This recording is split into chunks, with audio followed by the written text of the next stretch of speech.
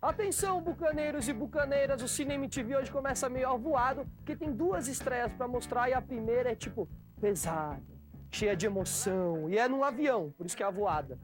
O filme é o Voo 93, que conta aí a história em tempo real do quarto avião sequestrado naquele dia 11 de setembro, lá nos Estados Unidos, né? A gente sabe aí, 2 bateram nas Torres Gêmeas, um bateu no Pentágono e o outro não bateu em lugar nenhum. Quer dizer, bateu no chão, né?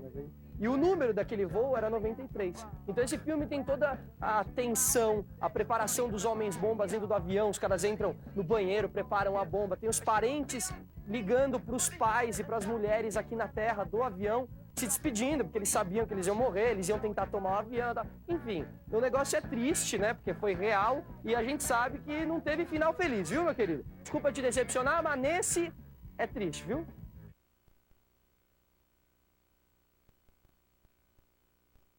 Hora de falar da nossa última estreia do dia, que é Minha Super Ex-Namorada. Uma Thurman, veja bem, não são duas, é uma só. É uma mulher que tem superpoderes e age como uma heroína ali, usando o pseudônimo de G-Girl. Aí ela começa a namorar o Luke Wilson, narigudo, irmão do Owen Wilson.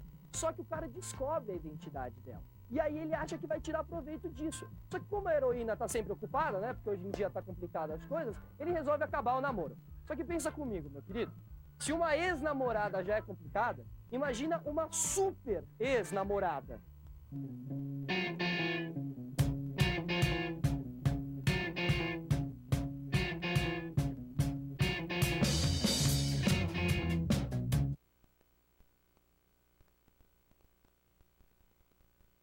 In the sky, Chief. It's a bird. It's a plane. No, look, it's...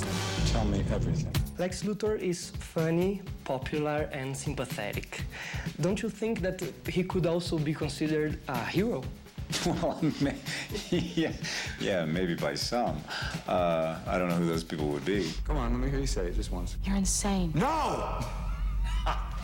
And talking about music, which musician do you think that could play the Lex Luthor part? Michael Stipe.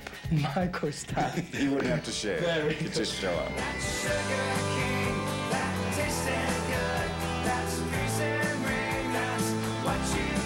Do you think there is any of Lois Lane in you? Yeah, I think any character that I do, I see some of myself in it. This one, certainly, there's a more mature aspect. Richard, come on.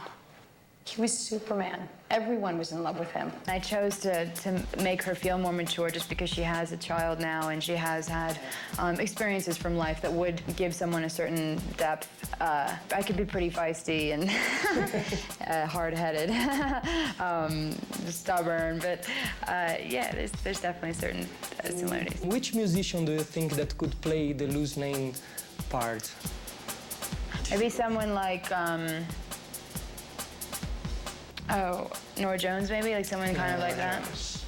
I mean, I love her music, but someone of like that. I wanna walk with you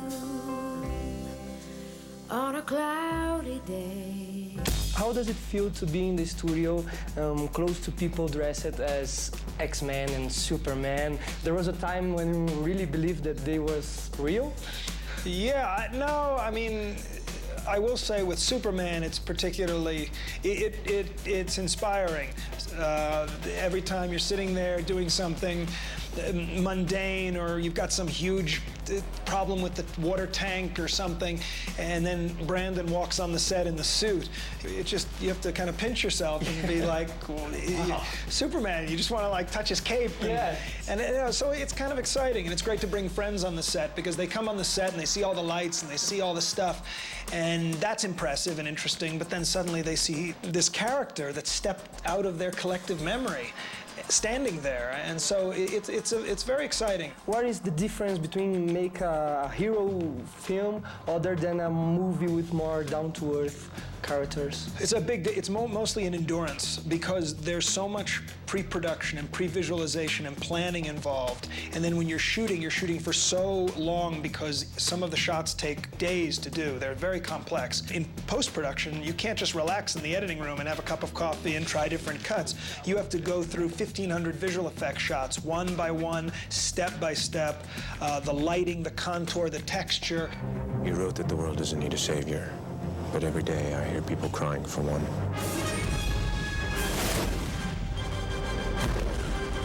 What do you think when you first tried the Superman outfit? The first time was a little awkward, a little strange because I was around 10 people, I think, the costume department, and they were already kind of judging if I was Superman, but I hadn't done any work. I don't think I had read the script even. I hadn't done any training yet, so I didn't feel as comfortable as I would, you know, in a few months when we filmed for the first time, and I felt like I was the character, and I was really excited to do it. Yes, it's not easy for me to live my life being who I am, keeping secrets. The world wants to know, why the heck Superman uses his underwear over the pants? Because then you can have a zipper. Oh. That's one thing I liked about it. But it breaks up the costume. I think it's more, you know, if it was just all blue, it looked a little funny. I think people don't understand that if it was all blue, then it'd be too much blue, and the red helps yeah, maybe especially break up the color. Krypton. Yeah, exactly. Well, it goes all the way back to there. During the MTV Movie Award this year, Christian Bale, I mean Batman, teased Superman. Yeah. I'm sorry, Superman, but Batman, he's the badass, really. How would you, I mean Superman, answer to him?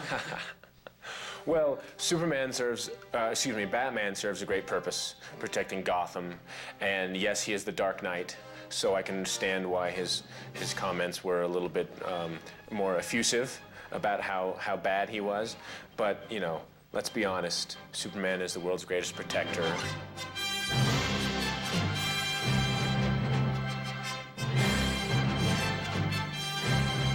Which musician do you think that could play the Superman role? Gosh, I don't know.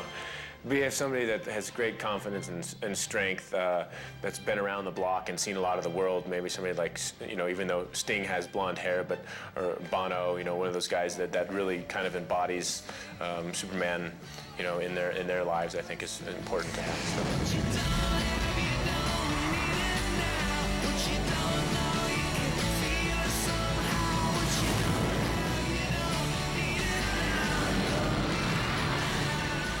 O negócio, eu lá com os caras na minha frente. Daqui a pouco, vocês não podem perder a segunda parte da nossa entrevista com o povo do Superman. Ainda não acabou, mas agora...